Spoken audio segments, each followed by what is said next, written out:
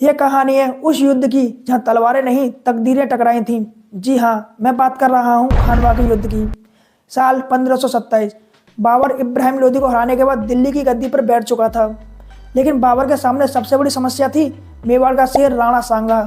राणा सांगा, जिनको 18 युद्धों का विजेता बताया जाता था, इन युद्धों में उनके शरीर पर 80 घाव लगे थे। एक आंख नहीं, एक हाथ नहीं, एक पाँव नहीं। राणा सांगा की प्रतिष्ठा और बयाना की जीत ने बाबर के सैनिकों का मनोबल डाउन कर दिया था। बाबर ने अपने सैनिकों का मनोबल बढ़ाने के लिए एक बॉलीवुड फिल्म के सी ग्रेड विलन की तरह एक्टिंग की। उसने अपने सैनिकों को जिहाद का नारा दिया और मुसलमानों पर लगने वाले तमगा कर को हटा दिया। बाबर एक खुद शराबी था, लेकिन उसने अपने सैनिकों को यह दिखाने के लिए कि मैं कितना पक्का मुसलमान हूँ, उसने शराब के बर्तनों को तोड़ दिया। इसके बाद उसके सैनिकों का मनोबल बढ़ा और वो लड़ने को तैयार हुए। तारीख आती है 17 मार्च 1527। बाबर और राणा सांगा के बीच आगरा के निकट खानवा का युद्ध हुआ।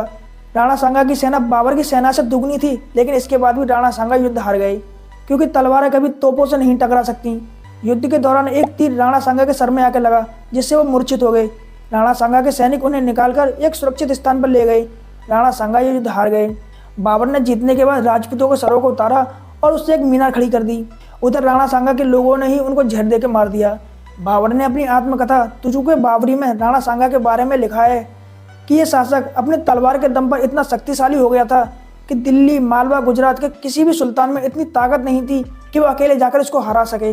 अगर इस शासक की तरह योग्य और वीर शासक, अगर इसके 3 उत्तराधिकारी भी होते तो भारत में कभी मुगलों की सत्ता स्थापित नहीं हो पाती।